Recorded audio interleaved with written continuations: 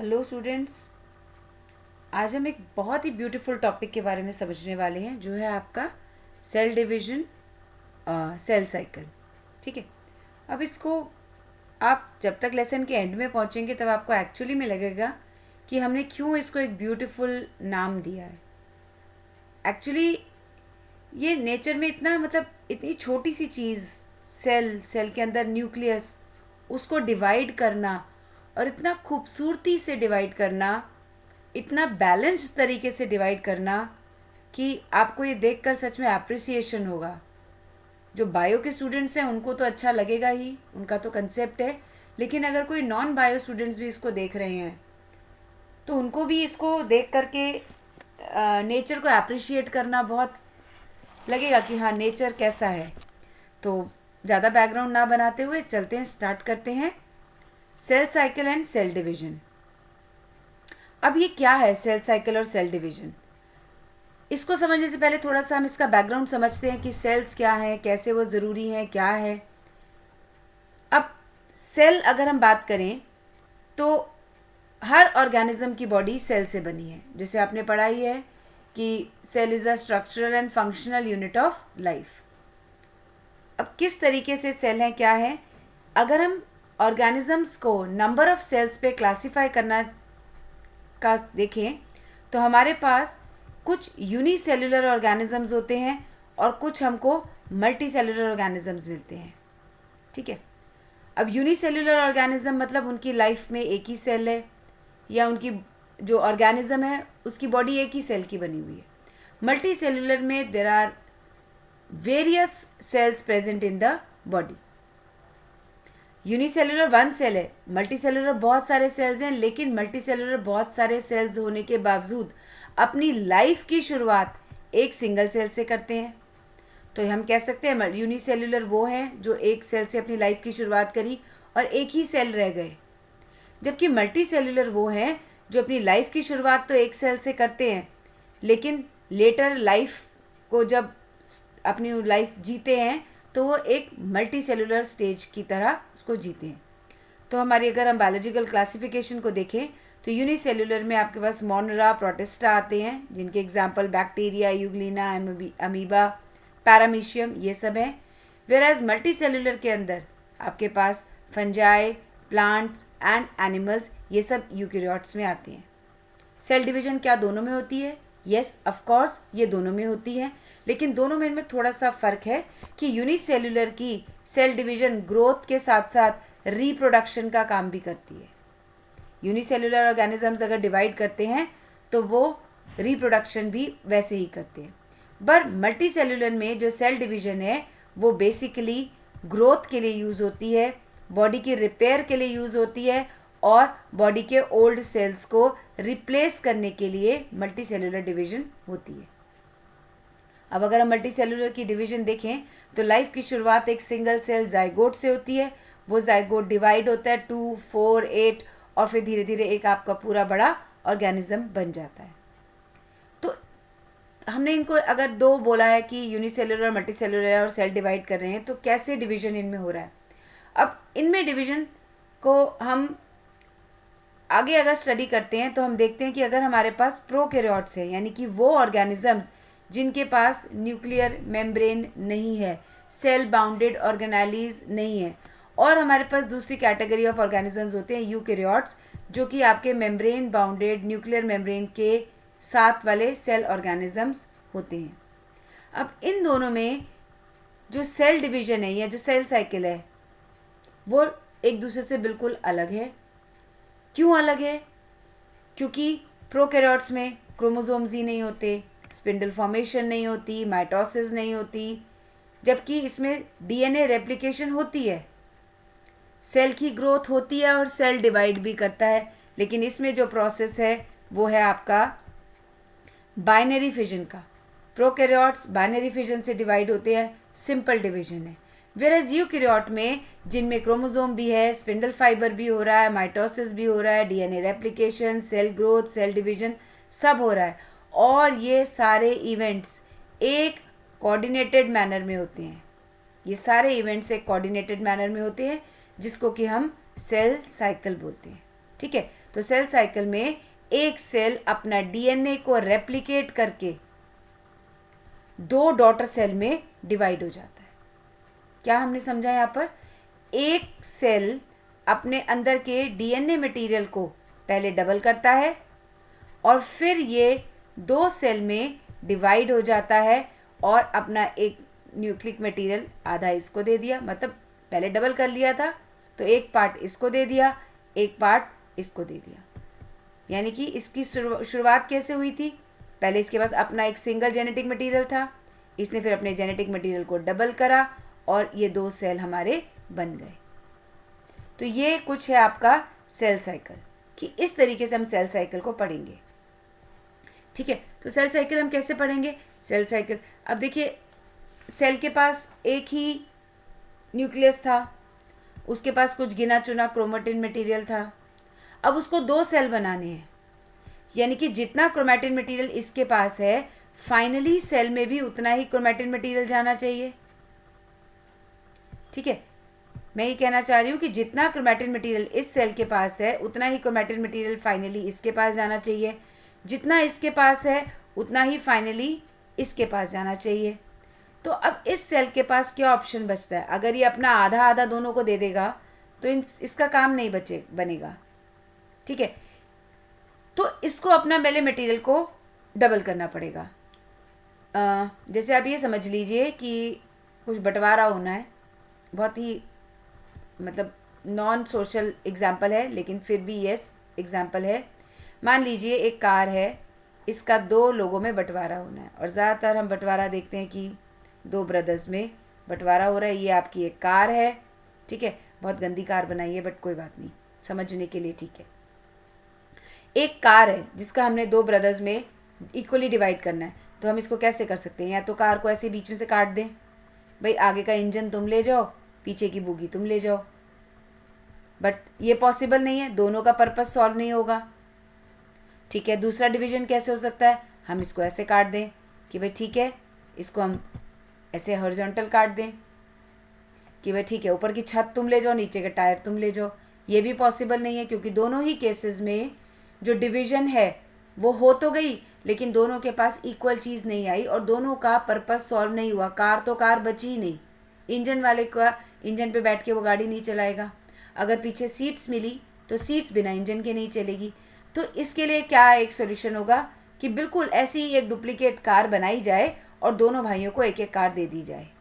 ठीक है, दोनों को एक एक कार दे दी जाए, डुप्लीकेट कार बनानी है। अब देखो है ना, एक तो ऑप्शन है कि भैया नई खरीद लाओ, एक नई ले ले एक पुरानी, वो भी नहीं चलेगा क्योंकि जिसको नई मिलेगी वो खुश, जिसको पुरानी मिलेगी वो दुखी। तो कार का क्या होना चाहिए? डुप्लीकेट बनना चाहिए। भैया जो हेडलाइट टूटी है, जो टायर घिसा हुआ है, जो स्टीयरिंग है, जो हमारी इंजन की रीडिंग है, वो सब सेम हो तो दोनों को हैप्पी, दोनों को कोई प्रॉब्लम नहीं होगी। तो सेल का भी यही चीज़ है कि अगर एक सेल ने डिवाइड होना है तो पहले वो अपने मटेरियल को डबल कर ले, और डबल करके एक पार्ट इसको दे दे और एक पार्ट इसको दे दे, तो हमारे एक के बन जाएंगे 2 सेल। तो चलिए यही है सेल साइकिल, जिसमें यही चीज़ें हम समझेंगे कि कैसे सेल अपनी चीज़ें 2 में डिस्ट्रीब्यूट कर रहा है।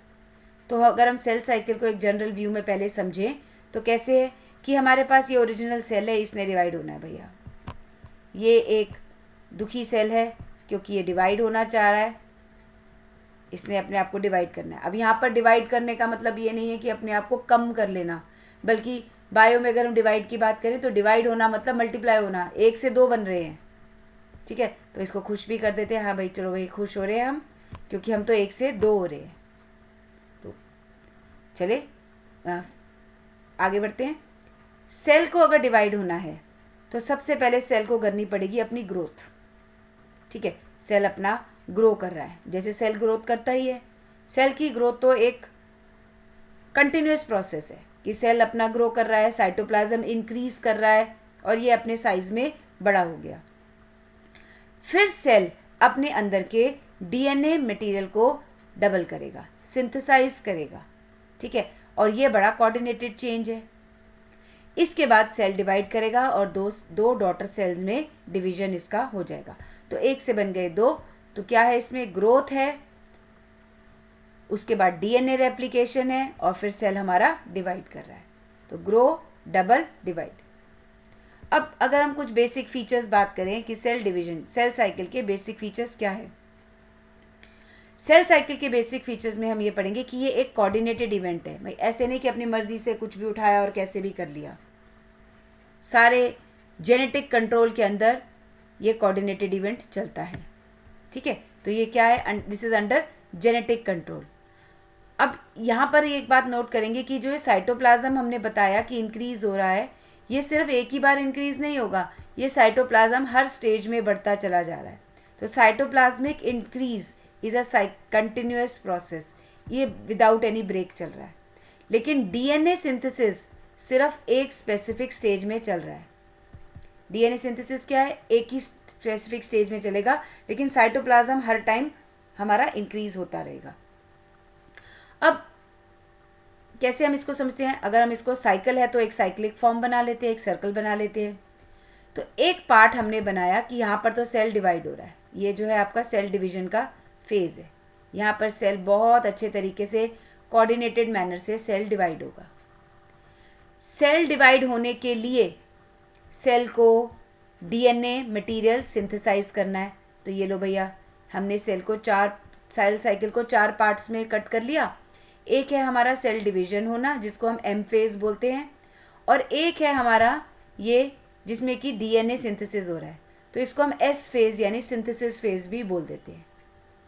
ठीक है, अब डिवीजन के साथ और सिंथेसिस के बीच में ये ग्रोथ पीरियड आएगा।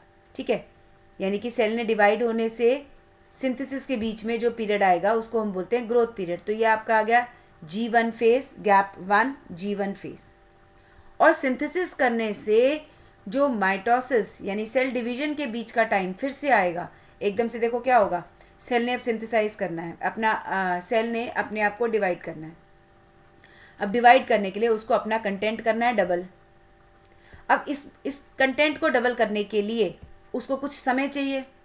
ऐसा तो नहीं कि जैसे गाड़ी डबल करनी है तो भैया जैसे ही डिवाइड करनी है वैसे ही डबल करनी है, नहीं। डिवाइड करने से, डबल करने से और डिवाइड करने के बीच में कुछ तैयारियों का टाइम लगेगा, उसको बोलेंगे गैप 1। अब भैया सामान डबल हो गया हमारा, डबल होने के बाद अब इसको डिवाइड होना है, तो भी हमारा कुछ गैप आएगा बीच में, इसको बोलेंगे G2 गैप। तो अब यहाँ से हमारे कुछ सेल साइकिल के हमारे अलग अलग फेजेस बन रहे हैं। ठीक है, अब ये फेजेस जो हैं एक्चुअली में ऐसा कुछ नहीं है कि सेल को पता है कि मैं किस फेज में हूँ। सेल के अंदर तो ये कंटिन्यूअस प्रोसेस चल रहा है। हमने अपनी कन्वीनियंस के हिसाब से इसको अलग अलग पार्ट्स में डिवाइड करा है और पार्ट्स को हमने बोल दिया फेज, ताकि अगर हम बात करें तो हम किसी को बता सकें हाँ भैया मुझे सेल इस पोजीशन पर दिखा था। ठीक है, तो हमने इसको फेजेस खुद से नाम दिया है। सेल अपना काम कंटिन्यूअसली करता चला जा रहा है। तो अगर हम फेजेस ऑफ सेल देखें तो हमारे पास 2 तो मेन फेज हो गए, एक ये डिवीजन का फेज और एक ये सिंथेसिस और रेस्टिंग फेज। ठीक है, अब इस सिंथेसिस और रेस्टिंग फेज को हम बोलते हैं इंटरफेस। और इंटरफेस में हमारे क्या क्या आ गए, G1, S और G2। G1 phase, S phase and G2 phase, ये हमारे इंटरफेस में आ गए।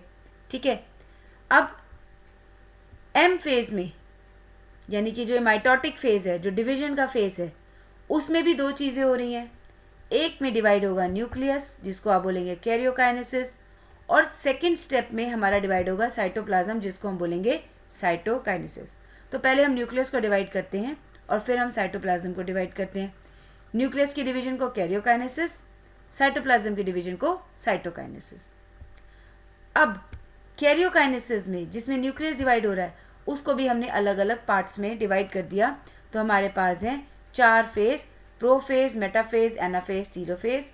इसको याद करेंगे हम PMAT से, prophase, metaphase, anaphase and telophase, यानी कि PMAT। इसको याद करने का तरीका है PMAT, pro, meta, ana and telophase. तो ये हो गए हमारे सेल साइकिल के अलग अलग फेजेस। चलिए स्टार्ट करते हैं। अब एक्चुअली में सेल साइकिल कैसी है और कैसे ये काम करती है। अब जो हम सेल साइकिल पढ़ने वाले हैं, यानी कि हम जिस सेल को स्टडी करने वाले हैं सेल साइकिल के लिए, वो एक ह्यूमन सेल को रखा गया है एक कल्चर मीडियम में, उसकी स्टडी करते हैं, ठीक है। क्योंकि हमारी बॉडी में अलग अलग सेल्स के डिवीजन का अलग अलग टाइम है। कुछ सेल्स ऐसे होते हैं जो डिवाइड ही नहीं करते, कुछ सेल्स ऐसे होते हैं जो स्लो डिवाइडिंग है, कुछ सेल्स ऐसे होते हैं जो फास्ट डिवाइडिंग है। लेकिन हम जो एक्चुअली में सेल साइकिल की जो स्टडी करते हैं वो हम एक ह्यूमन सेल को स्टडी करते हैं एक कल्चर मीडियम में। और हमने देखा कि जो कल्चर मीडियम में अगर हम सेल साइकिल को स्टडी कर रहे हैं तो वो सेल ले रहा है 24 आवर्स ब्रेक करने के लिए, अपने आप को डिवाइड करने के लिए। तो ह्यूमन सेल साइकिल 24 आवर्स की हम स्टडी करते हैं। इसी तरीके से अगर हम ईस्ट को स्टडी कर रहे हैं तो ईस्ट की सेल साइकिल जो है वो 90 मिनट्स की है। अब आप देख रहे हो डिफरेंट ऑर्गेनिज्म में साइकिल का टाइम अलग अलग है, डिफरेंट ऑर्गेनिज्म में डिफरेंट टाइम ले रहा है साइकिल कंप्लीट करने में। इसी तरीके से अगर हम एक ही ऑर्गेनिज्म के 2 सेल्स की बात करें तो वो भी डिफरेंट टाइम लेते हैं, ठीक है। जैसे न्यूरॉन्स तो डिवाइड ही नहीं होते। इसी तरीके से हम यहाँ पर एक जनरलाइज स्टेटमेंट नहीं दे सकते कि ह्यूमन सेल 24 आवर्स में डिवाइड होता है। हम सिर्फ ये बात करें कि सेल साइकिल में जो हमने स्टडी किया है वो वाला सेल जो कल्चर मीडियम में है वो वाला सेल 24 आवर्स में डिवाइड करता है, ठीक है। अब हम सेल साइकिल के फेजेस के टाइम देखते हैं कि कितने टाइम कौन सा फेज़ लेता है। तो हमने पहले देखा कि हमारे मेनली 2 फेज़ हैं, एम फेज़ और इंटरफेज़। तो ये जो इंटरफेस का टाइम है, जो यहाँ से लेके यहाँ तक का टाइम है, ये सबसे ज़्यादा टाइम लेता है, मतलब 95% ऑफ द टोटल टाइम। और जो बाकी का मतलब जो सेल को बिल्कुल एक्चुअली में जो ब्रेकिंग टाइम है वो सिर्फ 5% का है। तो हम अगर ह्यूमन इंटरफेस की बात करें तो 23 आवर्स सेल रेस्टिंग फेज में होता है और सिर्फ 1 घंटे में सेल डिवाइड हो जाता है। और ये बात है भी एक्चुअली ट्रू कि हम कोई भी काम करने जाते हैं, तैयारी हम करते हैं बहुत लंबे समय तक और काम करने में हमें कम समय लगता है। अब आप लोग पढ़ाई करते हैं, पेपर की तैयारी करते हैं, तो पेपर की तैयारी पूरा साल करते हैं और पेपर तो 3 घंटे में दे देते हैं। खाना बनाते हैं तो खाना बनाने में इतनी तैयारी लगती है, आधा दिन लग जाता है खाना बनाने में, लेकिन खाने में सिर्फ आधा घंटा। तो तैयारी में हमेशा ज़्यादा टाइम लगता है और जिसकी जितनी अच्छी तैयारी होती है उसका उतना अच्छा रिजल्ट भी आता है ना। तो अगर आपने पूरे साल में अच्छी तैयारी करी है तो डेफिनेटली रिजल्ट भी अच्छा आएगा। तो ह्यूमन फेज़ में जो इंटरफेज़ है वो 23 आवर्स का है और माइटोटिक फेज़ जो सेल डिवीजन का एक्चुअल फेज़ है दैट इज़ ऑफ 1 आवर,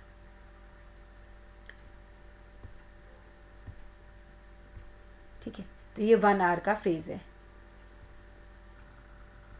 अब बात करते हैं हम फेजेस ऑफ सेल साइकिल में, अलग अलग फेज़ को हम पढ़ेंगे। तो ये आपका G1 फेज़, S फेज़ और G2 फेज़, इनको धीरे धीरे पढ़ते हैं हम। ये क्लियर कर देते हैं ताकि आपको दिख अच्छे से जाए, ठीक है। यहाँ पर है आपकी माइटोटिक डिवीजन, ये आपका gap between mitotic and synthetic phase, ये S फेज़ जिसमें आपका सिंथेसिस ऑफ DNA हो रहा है, और फिर ये गैप आ गया आपका सिंथेसिस और डिवीजन के बीच का गैप। अब हमेशा G1 यहीं का गैप होगा माइटोटिक और सिंथेसिस के बीच का, और G2 हमेशा सिंथेसिस और माइटोटिक के बीच का गैप होगा। अब एक एक करके इन सब की बात करते हैं कि किस में क्या हो रहा है। सबसे पहले हम G1 फेज़ की बात करते हैं कि सिंथेसिस, एक्चुअली DNA सिंथेसिस से पहले सेल क्या करेगा। अभी सेल ने अपना सिंथेसिस करना शुरू नहीं किया, DNA को डबल शुरू करना नहीं किया, अभी सिर्फ एक फेज़ में है, रेस्टिंग फेज़ तो पूरा है। इस रेस्टिंग फेज़ में अब आप सोचो अगर DNA को सिंथेसिस करना है S फेज़ में तो G1 में कम से कम वो सिंथेसिस की तैयारी कर रहा होगा कि चलो भैया सिंथेसिस की तैयारी कर लेते हैं। तो ठीक है, इसमें जो है G1 फेज़ में अब क्या क्या इवेंट्स हमको देखने को मिलते हैं। G1 फेज़ में सेल जो है वो मेटाबॉलिकली काफ़ी एक्टिव होता है, इसमें सेल की ग्रोथ हो रही होती है, सेल्स का साइज़ बड़ा होता है, न्यू ऑर्गेनेलीज फॉर्म्ड होती हैं, ER, गोल्जी, ये सब आपका फॉर्म हो रहा है। प्रोटीन सिंथेसिस भी इस केस में हो रहा है क्योंकि DNA बनाएंगे जब तो हमें काफ़ी सारे प्रोटीन्स भी चाहिए होगा, प्रोटीन सिंथेसिस इसमें होता है, RNA सिंथेसिस इसमें होता है, और यहाँ पर आपका जो न्यूक्लियस और साइटोप्लाज्मिक रेशियो है वो कम हो जाती है। कैसे कम हो जाएगी भाई, ये ग्रोथ हो रही है सेल की, ठीक है, ये सेल इतना बड़ा हो गया, पहले सेल इतना था, तो इसमें क्या हुआ, न्यूक्लियस तो उतने का उतना है, साइटोप्लाज्म बढ़ गया, तो न्यूक्लियस अपॉन साइटोप्लाज्मिक रेशियो क्या हो गई, कम हो गई। जब डिनोमिनेटर बढ़ जाता है तो रेशियो हमारी कम हो जाती है, तो न्यूक्लियस और साइटोप्लाज्मिक रेशियो यहाँ पर कम हो गई। अब इस जो सेल की ग्रोथ है, अब उसको कितना टाइम लगेगा, कितने टाइम लगेगा जीवन गैप को कंप्लीट करने में, ये डिपेंड करता है। जो ये ग्रोथ ऑफ द सेल है ये कुछ अपने इंटरनल फैक्टर्स जैसे कितने एंजाइम्स है इसके पास, उस पर डिपेंड करती है, और इसको कितना फूड मिल रहा है, कितने न्यूट्रिएंट मिल रहे हैं, उस पर भी ये ग्रोथ डिपेंड करती है। तो हम कह सकते हैं कि ग्रोथ दो फैक्टर पर डिपेंड करती है, इंटरनल फैक्टर जैसे एंजाइम और एक्सटर्नल फैक्टर जैसे न्यूट्रिएंट। अब न्यूट्रिएंट अच्छा आ जाएगा तो सेल अच्छे से डिवाइड करेगा, जल्दी जल्दी डिवाइड करेगा। वहीं न्यूट्रिएंट का कंटेंट अगर कम रहेगा तो सेल की डिवीजन स्लो होगी। अब जीवन फेज के बाद सेल ये भी डिसाइड करता है कि क्या मुझे आगे डिवाइड होना भी है या नहीं होना।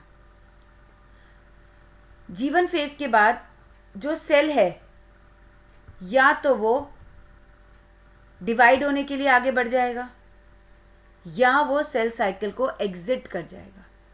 ठीक है, अब जो सेल साइकिल एग्जिट हो जाती है उसको बोलते हैं हम जी नॉट फेज। G0 G0 यानी कि अब वो किसी भी आगे सेल साइकिल में पार्टिसिपेट नहीं करेगा। इसका क्वाइसेंट फेस है, क्वाइट बैठा है, ये कोई भी आगे ये डिवाइड नहीं करेगा। अब ये सिर्फ डिवाइड नहीं करेगा, बाकी ये सेल मेटाबॉलिकली एक्टिव जरूर रहेगा।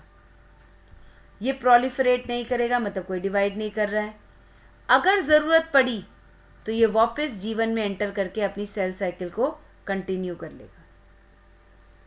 तो हम ये देखते हैं कि एम फेज के बाद एक सेल की किस्मत में क्या क्या हो सकता है। एक सेल या तो एस फेज में एंटर कर जाएगा। एस फेज में एंटर अगर वो कर रहा है इसका मतलब सेल अभी डिवाइड कर रहा है।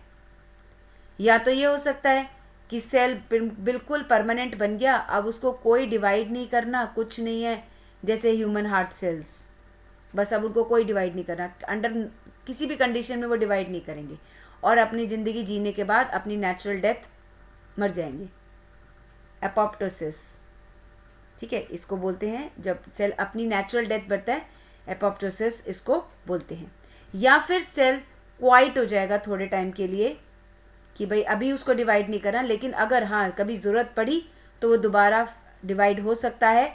तो इस फेज को जिसमें वो थोड़ी देर के लिए शांत बैठा हुआ है, बिल्कुल क्वाइट बैठा हुआ है, उसको क्वाइसेंट फेज भी बोलते हैं।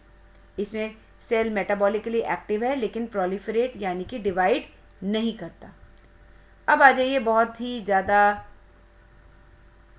सेल के डिवीजन के अलग फेज में, जिसमें कि अब बनेगा सेल का जेनेटिक मटेरियल डबल होगा, जिसको बोलते हैं हम एस फेज या सिंथेसिस फेज। एस फेज या सिंथेसिस फेज में क्या होने वाला है, इसमें डीएनए सिंथेसिस होगा। ठीक है, अब डीएनए सिंथेसिस होगा कैसे, डीएनए धीरे धीरे खुलता जाएगा। ठीक है, डीएनए आपको पता है ना, ऐसा एक धागा होता है जो ऐसे लिपटा हुआ होता है बड़ी बुरी तरह से। अब ये जो धागा है ये धीरे धीरे खुलता जाएगा, ऐसे इस तरफ और इस तरफ, और इसके ऊपर नया स्ट्रैंड ऑफ डीएनए बनता जाएगा। धीरे धीरे धागा खुलता जाएगा और डीएनए ये बनता जाएगा, जो आप डीएनए रेप्लिकेशन में पढ़ोगे कैसे होता है। ठीक है, तो ये ऐसे ऐसे करके खुलता जाएगा। अब जो डीएनए होता है एक्चुअली में जब वो पड़ा होता है तो वो कभी कभी बहुत कंडेंस्ड फॉर्म में होता है और कहीं कहीं पे वो थोड़ा लूज फॉर्म में होता है। तो हम अगर बात करें कि ये डीएनए खुलना शुरू हुआ तो हम ये देखते हैं कि देखो ये वाला थोड़ा ज़्यादा खुला हुआ है ना, तो ये ईजिली खुल सकता है। तो ये यहाँ से पहले खुलता है। ये ज़्यादा खुले हुए डीएनए क्रोमैटिन मटेरियल को बोलते हैं यू क्रोमैटिन, और जो कम खुला हुआ है उसको बोलते हैं हम हेट्रोक्रोमैटिन। तो जब डीएनए बन रहा है आपका, तो उसमें जब डीएनए की अनवाइंडिंग हो रही है तो you chromatin duplicates first and followed by heterochromatin. ठीक है, अब यहाँ पर सिंथेसिस फेज में क्या हो रहा है, सिंथेसिस फेज में मेन एक काम हो रहा है, इसमें आपका डीएनए बन रहा है, डीएनए इसमें आपका बन रहा है। ठीक है, इसमें आपके सेंट्रियोल्स और सेंट्रोजोम की भी डुप्लीकेशन हो रही है, सेंट्रियोल्स और सेंट्रोजोम्स भी बनते जा रहे हैं, और इसमें हिस्टोन प्रोटीन भी बनता है। यहाँ लिखा नहीं है, इसमें मिस हो गया है, यहाँ पर हिस्टोन प्रोटीन की फॉर्मेशन भी हो रही है। ठीक है, हिस्टोन प्रोटीन क्या है, हिस्टोन प्रोटीन वो है जो डीएनए के धागे को अपने ऊपर लपेट कर रखता है। ठीक है, जैसे पतंग उड़ाने के लिए चरखी के ऊपर मांझा लपेट कर रखा जाता है, ऐसे ही हिस्टोन प्रोटीन है जिसके ऊपर डीएनए का धागा लिपटा रहता है ताकि वो इजीली पैक हो सके। अब हम चलते हैं G2 फेज के पास। G2 फेज में क्या है? G2 फेज में ये वो फेज है जो आपका आ रहा है सिंथेसिस और डिवीजन के बीच में। इसमें सेल अपने आप को प्रिपेयर करता है, हाँ भाई अब मेरे को फाइनली डिवाइड होना है, मेरा तो भैया मटेरियल भी आ गया पूरा, अब मुझे डिवाइड होना है। अब इस डिवाइड होने के लिए इसने क्या करना है? अपनी ऑर्गेनालीज को डबल करना है। माइटोकॉन्ड्रिया और प्लास्टिड्स इसके पास डबल हो जाएंगे भैया, उनको भी तो बांटना है। आधे अधूरे काम से थोड़ा ना चलेगा कि सारा जेनेटिक मटेरियल ही अलग करना है। माइटोकॉन्ड्रिया और प्लास्टिक को भी बांटना है। इसमें ट्यूबुलिन प्रोटीन भी चाहिए। ट्यूबुलिन प्रोटीन क्या है? जो आपका स्पिंडल फाइबर बनाने में, अभी आगे हम स्पिंडल फाइबर पढ़ेंगे, वो जो स्पिंडल फाइबर बनेंगे वो ट्यूबुलिन प्रोटीन के बनेंगे। तो G2 फेज में स्पिंडल फाइबर बनाने का प्रोसेस स्टार्ट हो जाता है और इसमें फिर साइटोप्लाज्म इंक्रीज हो जाता है। साइटोप्लाज्म तो हर स्टेज में इंक्रीज हो ही रहा है। अब जरा बात करते हैं हम डीएनए की, कि भैया डीएनए कैसे डबल हो रहा है और क्या इसका चक्कर, क्या सारा इसका माजरा है, जरा वो समझते हैं। अब देखिए, जैसे अगर हम ये सेल साइकिल की बात करें, ठीक है, सेल साइकिल में ये आपका सेल है, ये अपने आप को डिवाइड होने की तैयारी कर रहा है। ठीक है, एम फेज में सेल डिवाइड होकर के ये बन गया। अब यहाँ पर इसके पास कुछ क्रोमैटिन मटेरियल है, इसके पास क्या है? कुछ क्रोमैटिन मटेरियल है। अब वो क्रोमैटिन मटेरियल किस फॉर्म में है? वो क्रोमैटिन मटेरियल है धागे की फॉर्म में। क्या उसको गिन सकते हैं हम? धागे को गिन नहीं सकते, धागे को हम गिन नहीं सकते। तो हम यहाँ क्या करेंगे? यहाँ हम थोड़ी सी मैथ्स लगा लेंगे, जैसे हम मैथ्स में करते हैं। कोई भी चीज़ जो पता नहीं होती उसको बोलते हैं let the number be x, let the number be 2x। उस तरीके के एजम्पशन किए हैं हमने। तो यहाँ पर हम कहेंगे कि भाई एक सेल के अंदर जो क्रोमैटिन है वो 2C है। अब ये 2C क्यों बोला हमने? क्योंकि जो हम ये सेल ले रहे हैं ये डिप्लॉइड सेल है। ठीक है, ये सेल क्या है? डिप्लॉइड सेल है। डिप्लॉइड सेल के पास अमाउंट ऑफ क्रोमैटिन कितना है? 2C। अगर वो ह्यूमन बॉडी का सेल है तो भी हम कहेंगे कि उसका मटेरियल 2C है। ठीक है, जैसे x एक वेरिएबल फिगर होती है, ऐसे ही यहाँ पर 2C में C भी एक वेरिएबल फिगर है, वो हर एक ऑर्गेनिज्म के लिए अलग अलग है। तो 2C हम मान लेते हैं कि यहाँ पर क्रोमैटिन मटेरियल कितना है? 2C। ठीक है, और number of chromosome 2n। Number of chromosome कितने हैं? 2n। जैसे ह्यूमन बीइंग में 46 क्रोमोसोम। चलो जी, अब भैया आगे बढ़े बढ़े बढ़े हम आगे चलते गए और अचानक से यहाँ पर सिंथेसिस फेज में आने के बाद हमारा डीएनए हो गया double. Amount of DNA doubles. तो जितना हमने यहाँ पे क्रोमैटिन मटेरियल लिया था वो यहाँ आकर डबल हो गया।